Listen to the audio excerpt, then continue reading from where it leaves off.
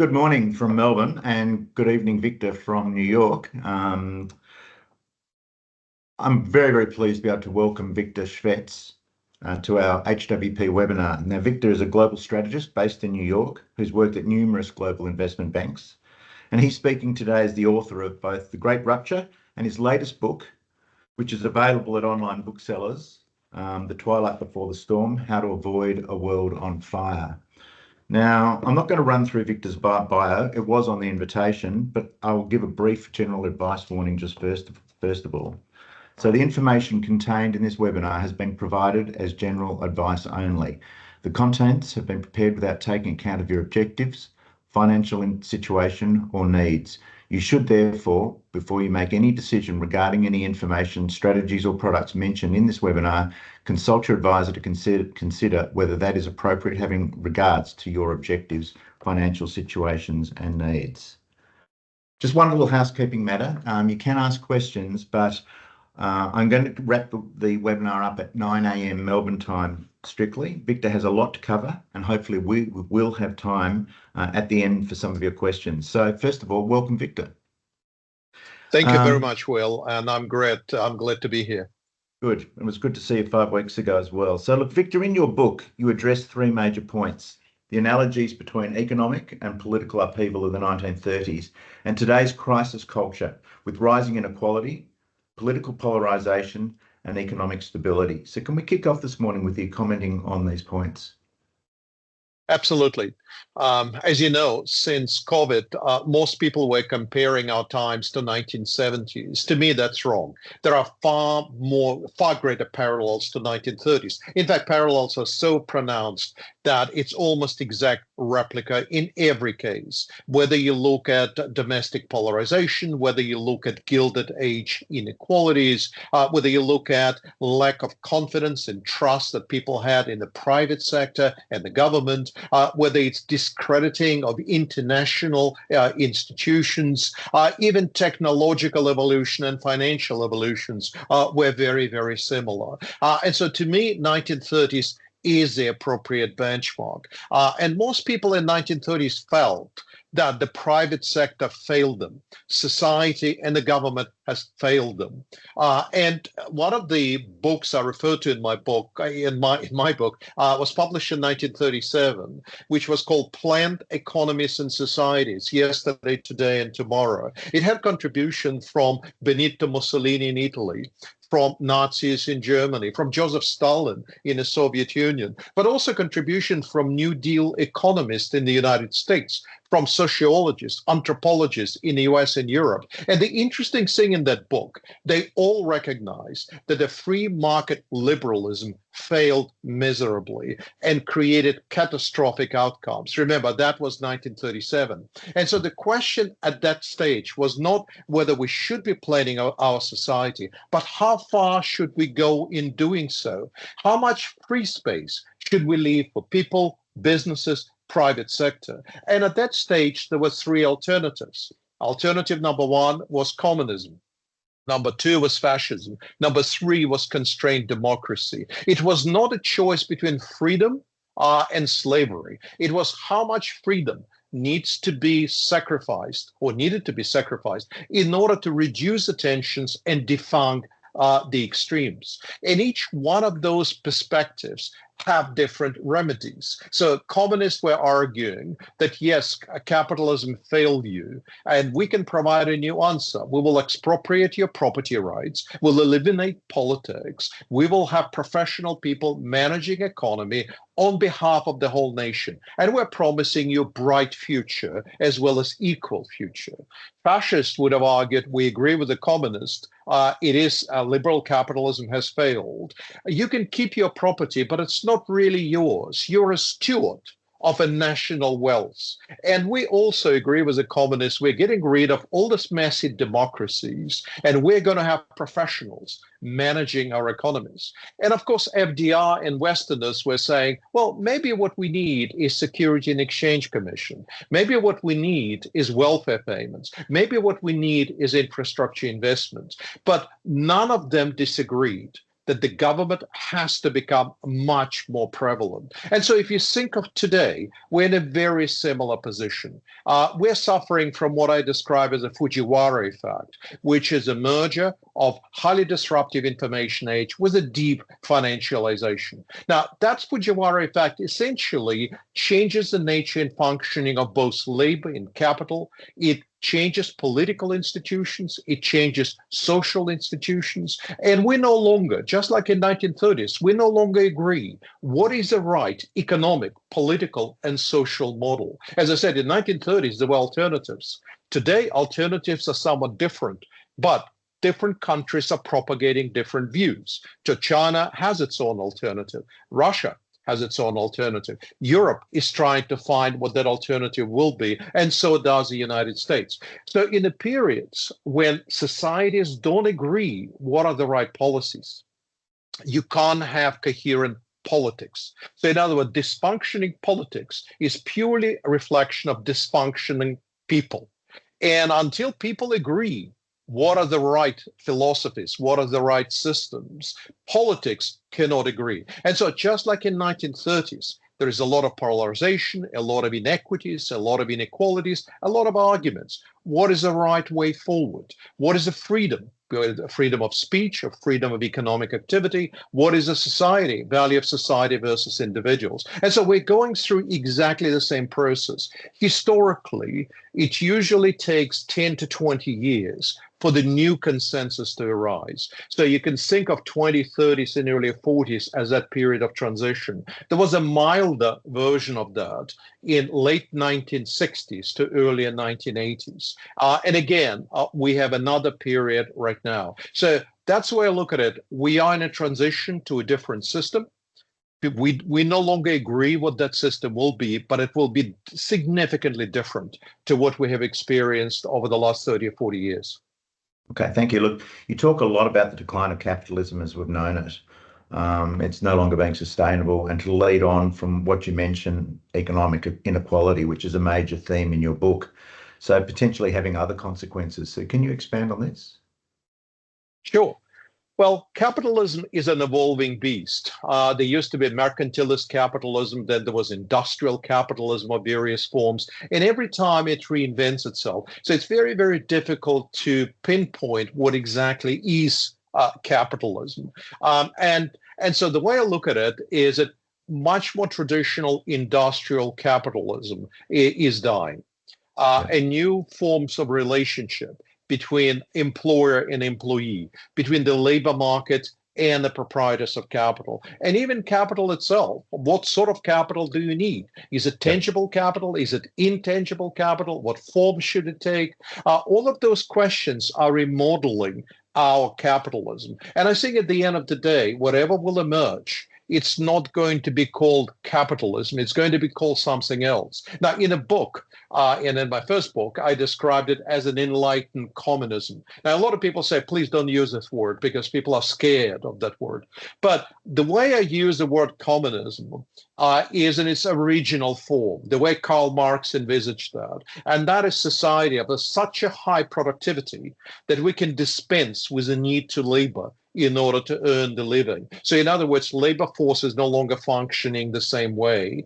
It's very similar to what John Maynard Keynes was discussing in 1930s. It's very similar to what Peter Drucker, Ray Kurzweil, and many other people were discussing in 1990s, but now it's a reality. So in other words, technology is progressing so fast that it's disintermediating capital and labor. So increasingly, individuals no longer functioning as professions. There is no longer jobs. There is no longer progression paths. The role that individuals and humans play in generating productivity is changing. At the same time, what capital does changes as well. Just look at ChatGPT and what it has achieved. So a lot of investors are telling me, look, Victor, over the last 20 or 30 years, we're overinvested in intangible assets and underinvested in tangible. I disagree with that because, as I said, just look what just one technology was capable of doing. As we go forward, the first generation of technology that was replaced by the second will be replaced by the third, will be replaced by the fourth, and ultimately leading to singularity, probably sometime in 2040s. And that's where you will not be able to differentiate contribution of humans versus non-humans. So the first sort of, I guess, wave was in 1990s, and that's predominantly was PC and corporate based. The second wave in 2010, it's all about broadband, social network, and digits. We're increasingly starting to manipulate physical matter. We're starting to manipulate atoms.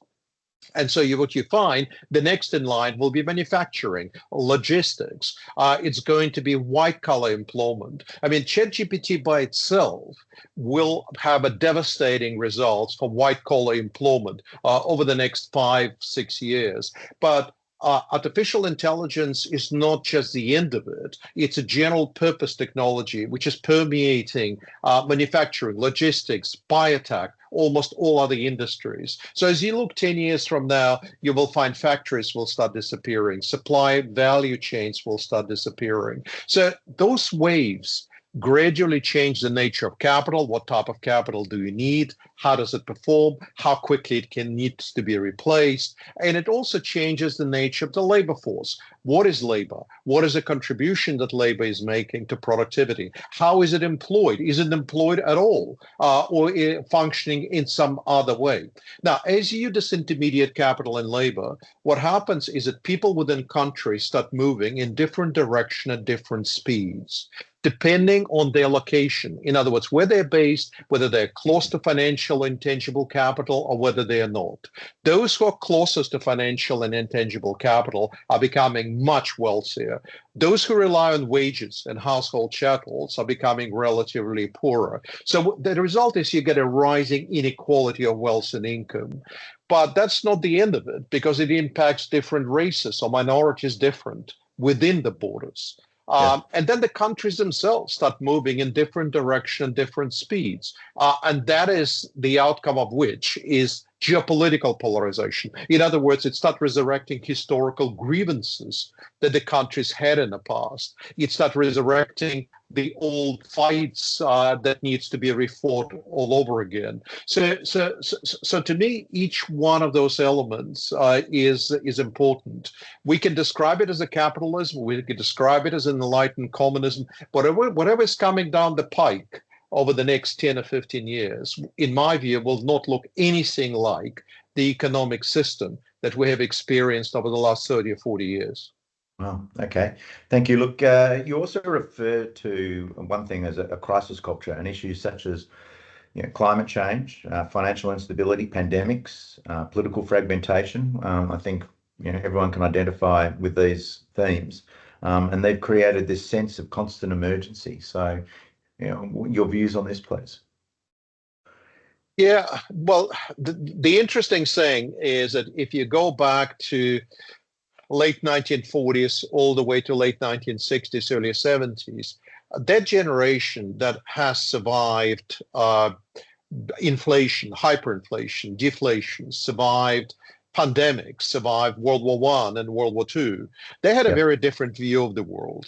And that generation essentially treated the government as a guardrail against chaos that they were afraid will engulf them at any given point in time.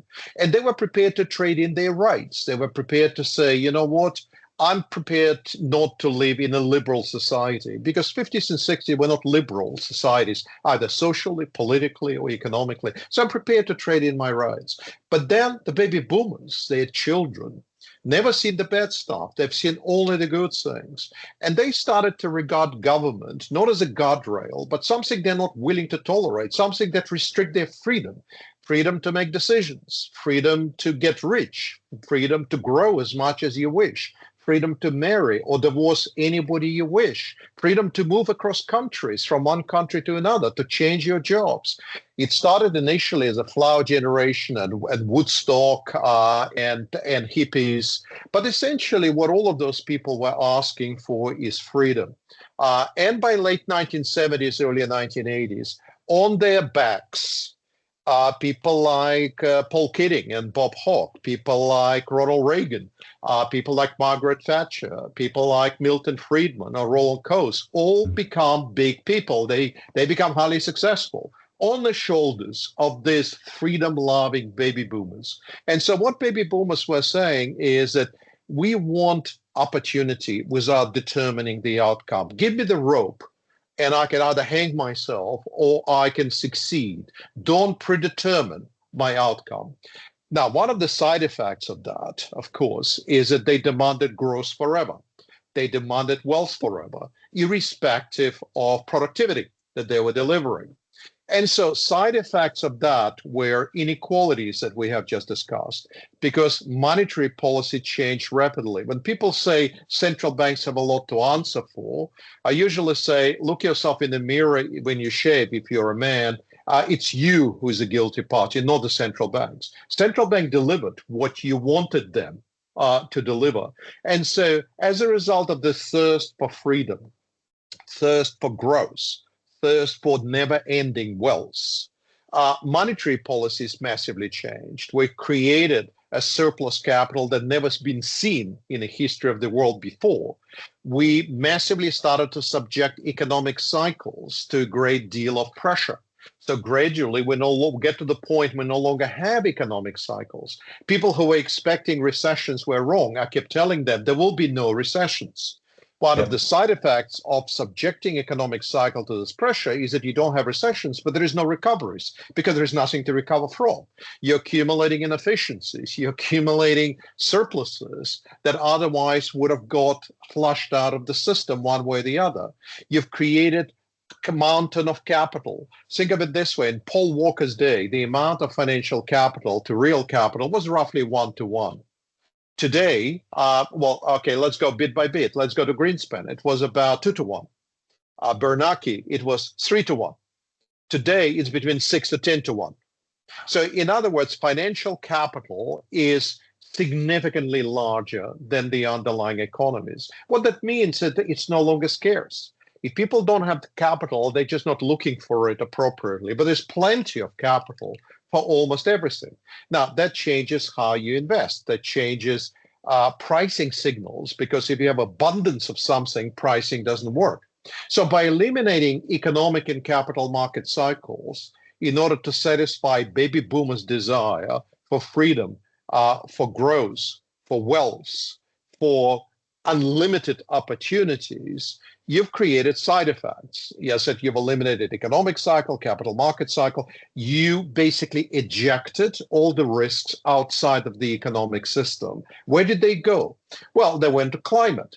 The same growth expectations forever created a climate emergency. We stopped supporting some of the poorer countries as much as we should have. So there was no Marshall Plan for less and least developed countries. The result is we have pandemics more and more. So a combination of poverty and climate change create healthcare problems.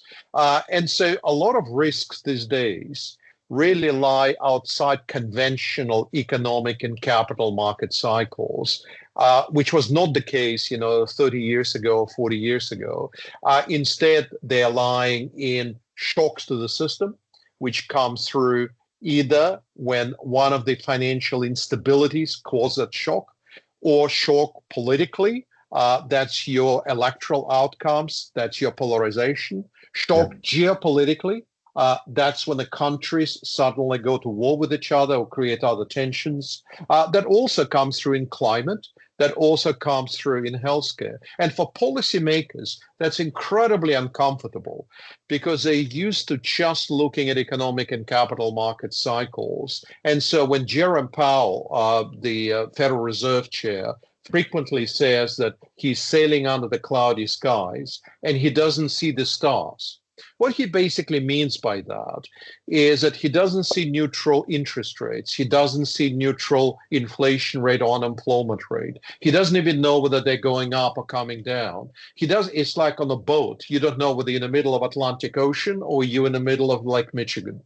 So if you don't know where you are, you have to become data dependent, which means you have to look backward, not forward, because you can't look forward. You have no idea where you are. Does that create its own volatility? Absolutely, it does. But that's a price you pay for eliminating economic cycle, for eliminating capital market cycle, for wanting to grow and wealth generation forever, even though it creates climate, it creates healthcare, it creates inequalities and polarization problems. And the system as it is now by itself cannot fix it. And that is why people are rebelling. That's why people are looking for alternatives. This is what sociologist Inglehart described as authoritarian reflux, that whenever people are distressed, they circle the wagons. They reject outsiders. They reject migrants. They reject ideas which are not in line with their own ideas. And they also reach out to what are perceived to be strong leaders, that they hope that those leaders somehow will solve their problems. Of course, they never do. And they actually make those problems much worse. But nevertheless, you can understand from a human perspective why people will do things like that. Yeah. When we caught up in New York 4 or 5 weeks ago, one of the things that I found most interesting in our chat was your views on the geopolitical shifts. So, between the US, and where the US stands today. Likewise, China, Europe, and the rise of India. So, if you could share those views, that would be appreciated, because they were very strong and they were different from what a lot of others are talking about. Absolutely. I mean, if you think of China, and as you know, I've spent on and off 20 years in Hong Kong, China. But if you think of China, 2008, 2010 was a division line. China changed around 2010. In other words, global financial crisis was such a shock to Chinese leadership that they've decided that the liberal democratic path is not for them. Prior to 2010, China was experimenting with local democracies at a local level. They were shrinking the size of state-owned enterprises. They were putting state-owned enterprises on a more profitability and efficiency agenda rather than political agenda. The government control over national wealth was declining. After 2009-10, it stopped. It reversed itself. And Xi Jinping came in as a president 2 or 3 years later. But he really inherited already a country that has decided to go the other way. Now, which way do they want to go? Well, essentially, prior to 2010, China was willing to change itself in order to integrate into global world. After 2010, China decided to change the world to make it much more compatible with the way China prefers to operate and their system. And so, so that was your massive dividing line, global financial crisis. Since then, what started to happen clearly is that state control continued to increase. State-owned enterprises got larger. Share of our domestic economy that controlled by the state massively increased.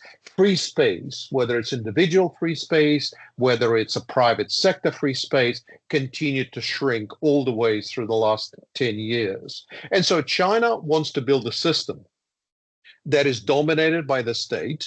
And as I said, we're all doing it to some extent, but for China, it's much more extreme outcome. So much more dominated by the state, and the state itself dominated by the party. And the view is that that's the only way we can keep the Humpty Dumpty together. That's the only way we can actually keep the things moving forward.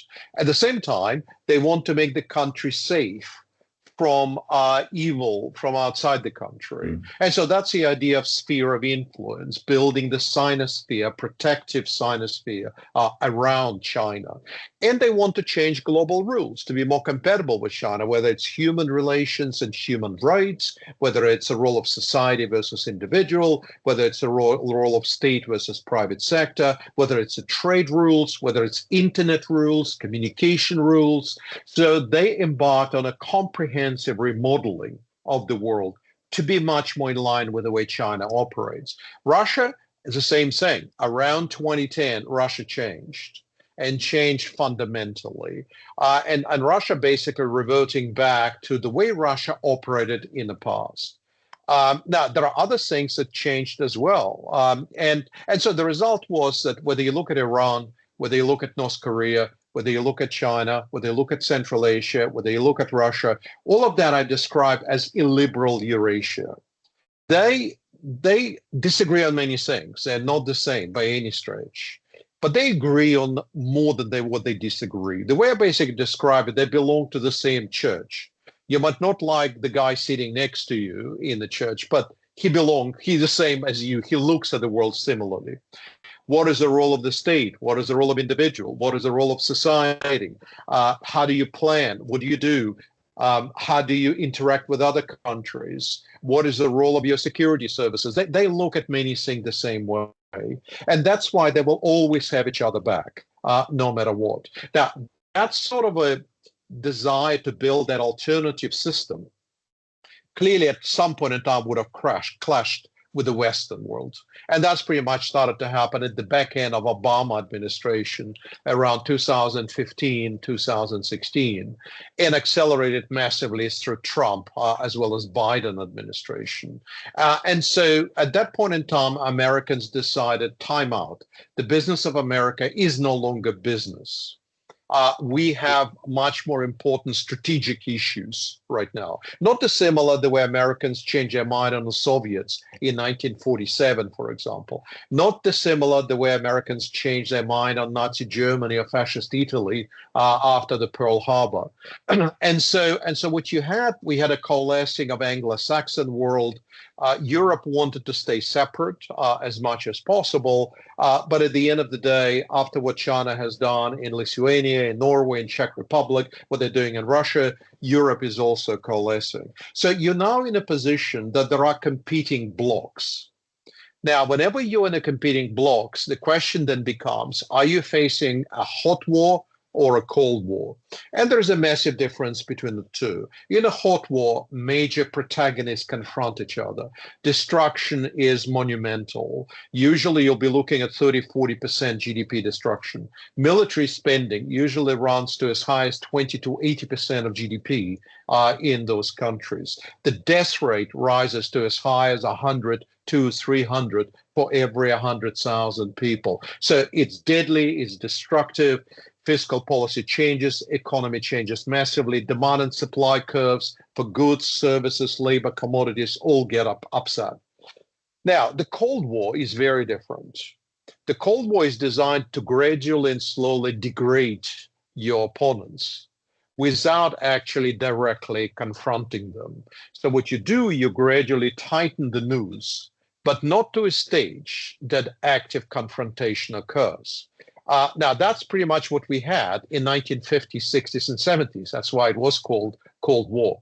Now, with Cold War, it's not optimum outcome, but the peace dividend of 1990 to 2010 will never come back again anyway. So it was an illusion. It was temporary aberration. So whatever we're going to face is not going to be a peace dividend era. But Cold War is different to hot war. So in the Cold War, your death rate's more like 3 to 5 per 100,000, not 100 or 200. In peace dividend, is less than 1 per 100,000. Destruction of GDP, very localized in the areas where fighting occurs, but it's not globalized in any fashion. You find military spending does rise to about 3-5% of GDP. In the peaceful times, it's usually closer to 1.5% of GDP. So it does rise, but it doesn't reach the level of destruction or disruption to upset the demand and supply curves for goods, services, labor, and commodities. And it's a horrible thing for people who happen to be in the middle of those fights. But for the rest of the world, the life goes on. And so one of the things the book discusses is 3 types of wars: hot war, Cold War, and a hungry war. Clearly, the worst outcome is a hot war. Right now, in my view, probability of that occurring is low. We know where potentially it could be. The line of fire really runs through the bloodlands of Europe, which is Belarus, Ukraine, Serbia. Then it goes on to the Middle East. Then it goes on to Central Asia, Himalayas. Then it goes on to Taiwan and South China Sea, and finally ends up in Korea. So if anything is going to happen, this is where it's going to happen. Now, so we know where it's going to be. The only question is, whether protagonists fight each other, whether you have a hot war or a cold war. Right now, it seems like a cold war is a more likely scenario. We're degrading each other. We're making each other less efficient without directly confronting each other. Now, what's Hungary war? Hungary war is basically excess population in the poor countries. If you think of Africa, Middle East, and Central Asia, within the next 20 years, we will have 3 billion people there.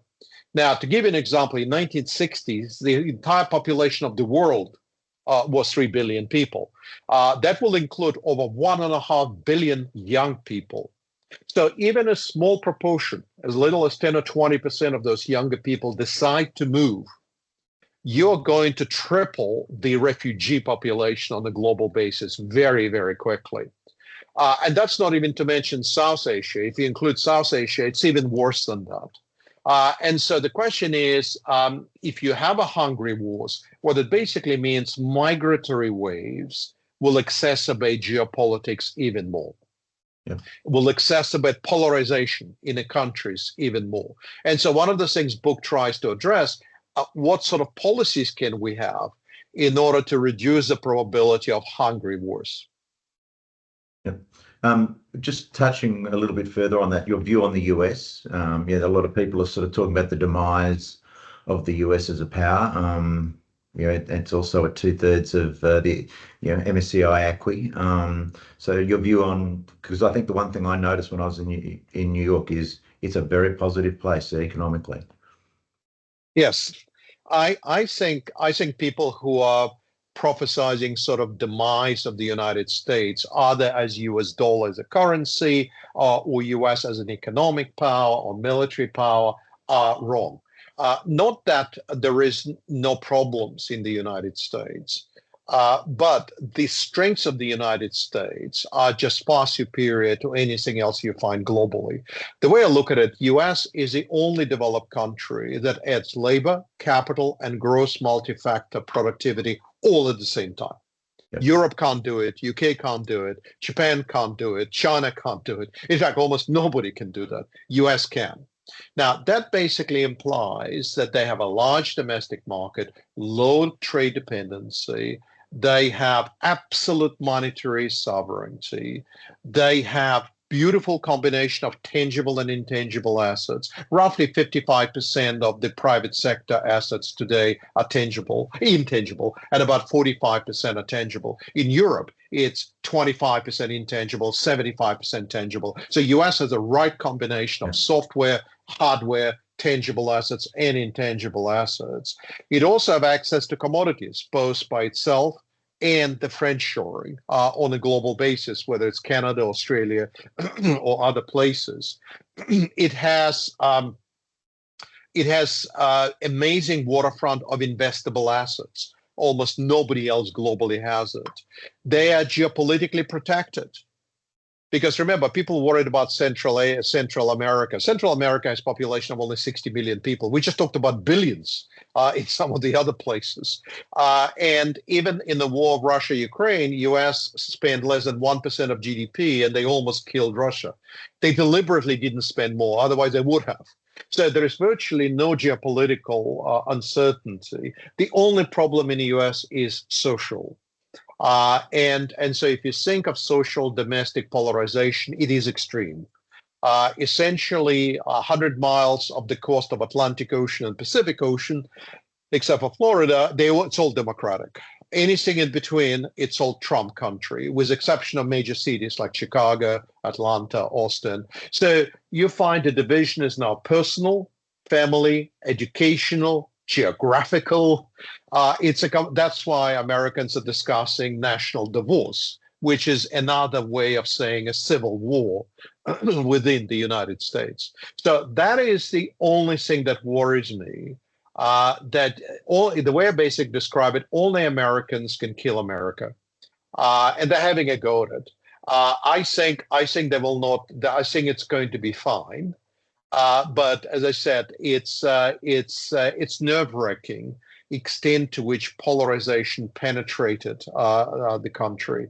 And so, to answer your question, I tend to reject any argument that US dollar is gone.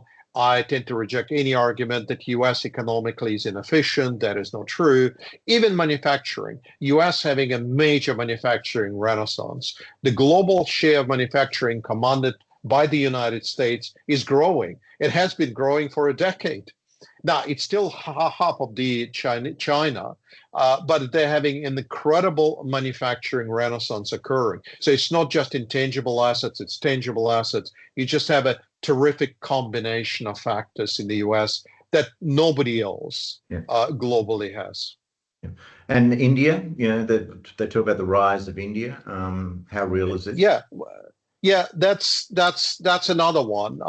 If you think of another country that can add in labor, capital, and growing productivity, multi-factor productivity, all at the same time, that's India. Now, the reform and structural reforms predate Modi. It actually started about 10 years after Modi, so the whole thing's been going on for a while now. But but essentially, they now reach the stage as they're dating labor, capital, growing productivity. Again, like United States, it's a single large domestic market. It has a low trade dependency. It has a relatively high monetary sovereignty. It has a declining external vulnerability. Just like in the United States, ROEs, return on equity, is going up. US ROEs have gone up from 15 to 20% of corporate sector in the last decade. India had gone up from 12 to 17%. Cash flows are rising. So you would say, okay, geopolitically, they're perfectly positioned, perfectly. They're too big to be small, too small to be big, which means they're too big to belong anywhere, but they're too small to punch its own weight, which means everybody wants them in some form. Just like United States, societal is a big problem. Because the problem is city versus country. Within a country, what do you do with agriculture, agricultural productivity?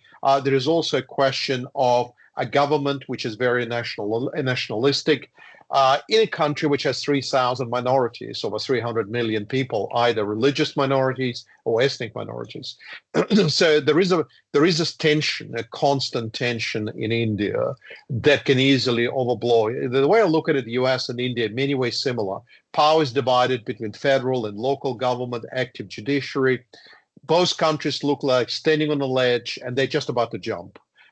Sometimes they do, but most of the time they don't. And so both look very chaotic, both US and India, but somehow out of the chaos actually comes out something meaningful. And so India, to me, it was another one of those countries that has a long-term structural story. And that's why the way I basically describe it is that we checked into Hotel California of US and India over the last 5-6 years, and we never really checked out. Occasionally we visited Hotel Japan, but there was never enough reason globally to go to Europe or to go to UK.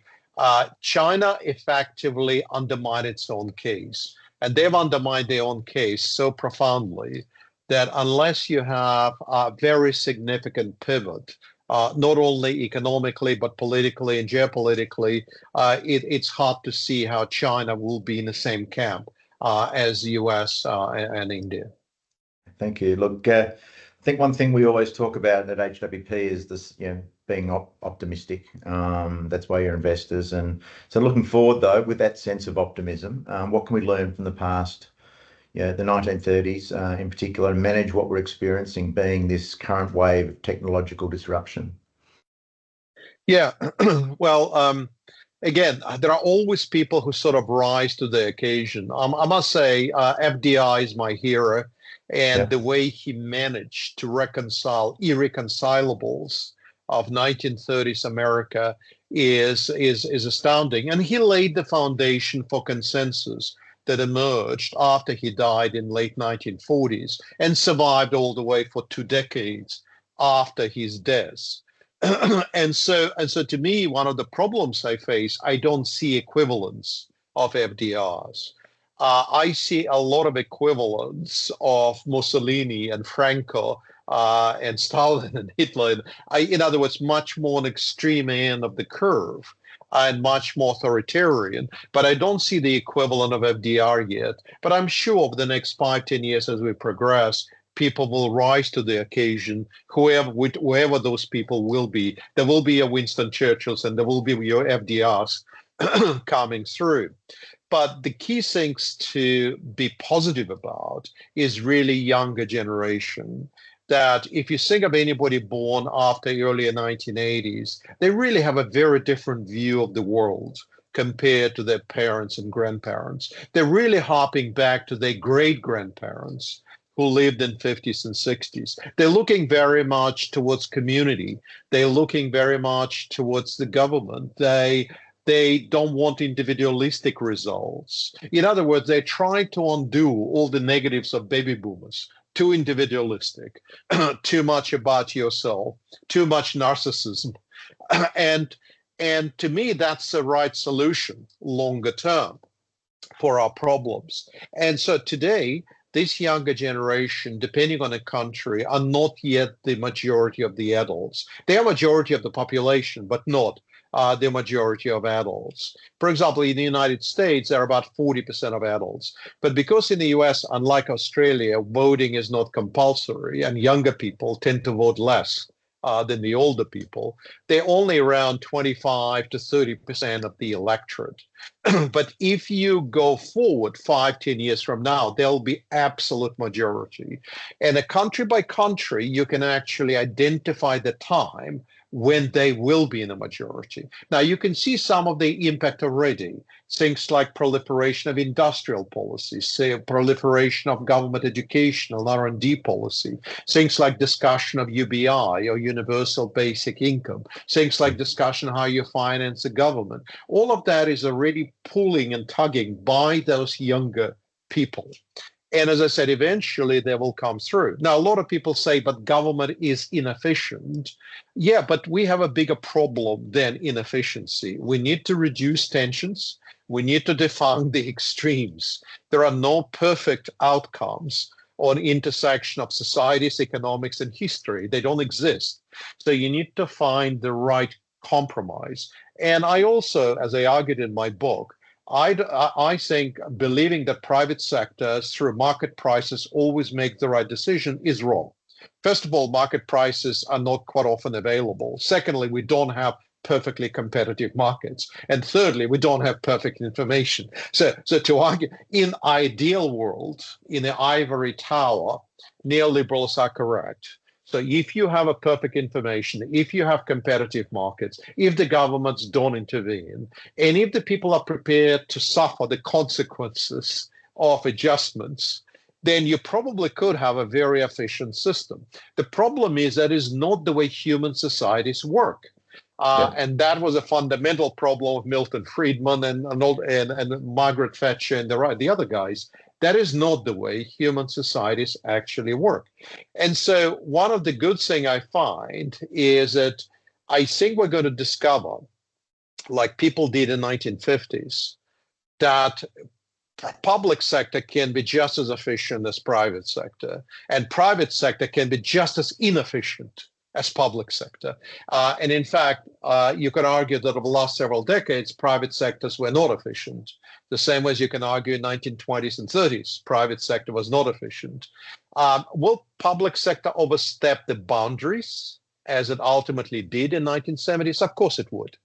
But as I said, our problem is not maximizing efficiency. Our problem defanging the extremes, reducing polarization. The other thing is we're living in a world of Goldilocks of assets prices.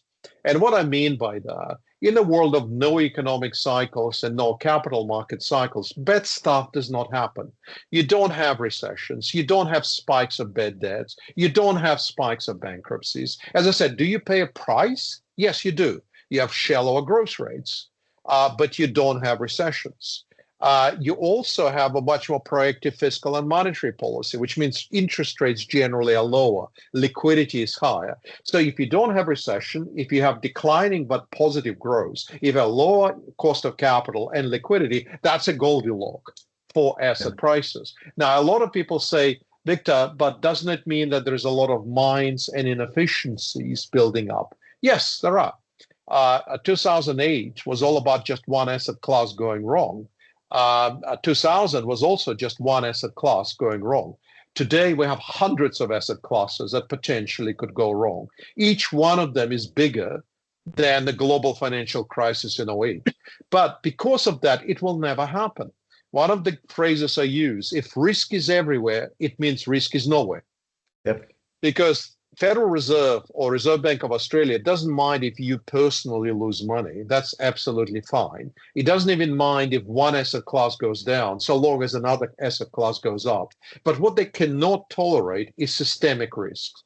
And that's why I keep saying to people, I'm not worried about commercial real estate. I'm not worried about private equity or private debt. I'm not worried about basis trades or point trades, because none of that ever is going to come to pass. Now, again, I want to highlight that you do pay a price. Yep. Whether it's a risk outside the system, polarizations, inequalities, whether it's a geopolitics, whether it's a shallow growth, you do pay a price. But for most of that period, assets are in a Goldilocks. The only other thing to say is that the fact that you've eliminated largely economic and capital market cycles, the fact that you no longer have mean reversion makes people uncomfortable, because you can't argue anymore that this is expensive because it's 2 standard deviation above the mean. You can't argue that because there is no mean anymore. That could be 2 standard deviation below the mean rather than above the mean. So it makes people uncomfortable. But on the other hand, it also creates opportunities. Now, what are those opportunities? Well, massive acceleration of business cycles. So you don't have economic cycle, but rapidly changing business cycles. So the combination of technology and finance, and how you use technology and finance to produce, to distribute your products, to market your products, to segment your customer base in various forms, can differentiate you as a company compared to your competitor. And suddenly your productivity growth rate's 4 or 5 times faster, even though theoretically you belong to the same industry. Also, technology and finance is breaking down barriers between the industries. Suddenly, industries that in the past were not related suddenly compete against each other. And so one of the beautiful things about it is that if you identify companies that has the right management, the right products, they somehow differentiate to what they do, a small company can become a very large company very quickly. It would have taken in industrial age 20 years to build it. Now it can be done potentially in as little as 4 or 5 quarters. And you have revenues, you have cash flows, you have ROEs, you have values, you have multiples, you have everything. And as I said, it makes people uncomfortable because you can't get stuck doing the same thing. You can't say, well, in this cycle, I should buy cyclicals. No, there is no cycles. Or I'm worried I should buy defensives. Well, there is nothing to defend against. So why do you buy defensives? So it makes people uncomfortable because conventional investment approach works less and less well. But unconventional approach theoretically works better and better and better. And that's why when people say, oh my God, we have a high concentration of returns, like Magnificent Sevens or Fangs or granolas or whatever phrases people use. What I keep highlighting to them, it is true, they're high concentration of returns, but the constituents of those indexes are different every year. They're not the same companies that actually drive it, because a business cycle changes so quickly that you might have the same name, Fang, but they are different companies. So there's 10 names of Fang. 5 years ago, 5 of those companies were different than what they are today. Index is the same, but the companies are different. So you do have high concentration of returns in that system, but it's not driven by exactly the same name. So just looking at what all this means for investors, before we went on live, you were talking about the increased volatility, and I was also talking about and that's sort of a medium to long term effect, but also then looking at the short term. I call this rally that we've seen a hated rally. A lot of people haven't participated in it. They talk about the comparisons between today and that concentration that you just talked about when technology stocks back to 1999, 2000. But there's a large disparity. Today they have earnings. Amazon's a very large profitable company. Amazon participated in that previous rally and had no earnings. Sure. So just putting all this in perspective, there's what does it mean, do you think, and that volatility to continue on? Well, what it basically means that whether you're a policymaker, whether you're corporate, whether you're investor, you now struggle with volatility of neutral rates, which means volatility of risk-free rate, which means volatility of risk premium, because a lot of that volatility is outside the system.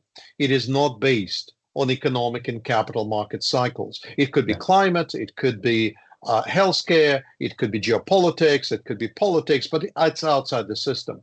Now, how we react to what happens to us, like say another pandemic or something, how we react depends whether we're going to get inflationary spike or we're not, whether we're going to have a deflation or whether we're going to have inflation, whether we're going to have accelerating growth or not accelerating growth. And so that volatility makes policymakers very uncomfortable. The same applies to corporates. Because 1% risk-free rate just as likely as 5, 1% risk premium just as likely as 5, which means corporates no longer have weighted average cost of capital. So not only they don't know neutral rates, which means they can't quite predict where demand will be, but they don't even have a weighted average cost of capital to discount the cash flows, whether they should build a factory or don't build a factory or close it down or do whatever.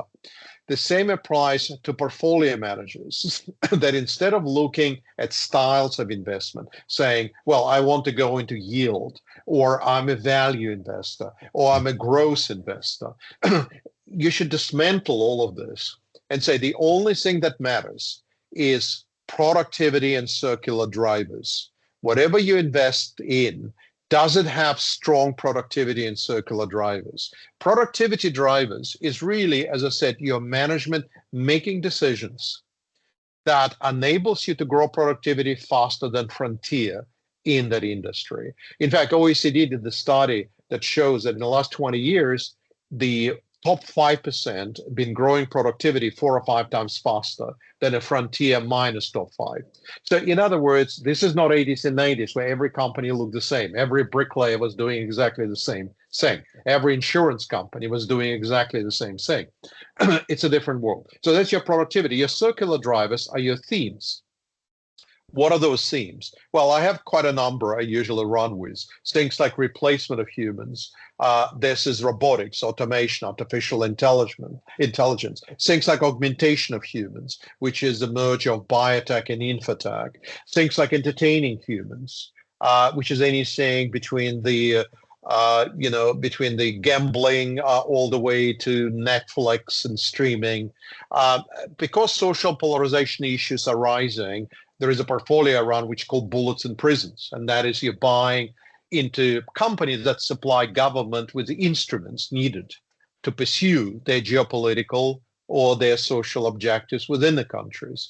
Then there are alternative platforms, your energy platforms, transport platforms. So there is a whole range. And if you find companies that has circular wind behind their back, and they have productivity drivers, those companies can quadruple, go 5 times. The real problem is if a company suddenly misses a turning point, at that point they will be derated. And not only they will be derated, they will have to rely on dividends and share buybacks to support their valuations, what I call liquidation, self-liquidation. Increasingly, that's what Google does. So Google effectively now managing its own deaths in some ways. But Nvidia doesn't need to do that at this stage. But there will be other companies which will be different as well as you progress forward. So to me, that is the key, and that's an exciting part of it, because you can participate in such a wide variety of interesting things that can double and triple and go on and grow. And so the way I look at it from a positive perspective, number one, we are living in asset world, and therefore assets are good. And assets Goldilocks will go on for a very long time. The only thing that will derail it is when the real world really intrudes into your screen. For example, if we go from a cold water, hot water, then everything will get upset as you go forward. So long as that doesn't happen, we're living in asset Goldilocks. But within that asset Goldilocks, It's not about styles. It's not about yield. It's not about going for value or growth. It's not about saying at this point in the cycle, that's what I do. It's about looking for productivity and circular drivers. Victor, I'm very conscious of the time and we're getting near the end.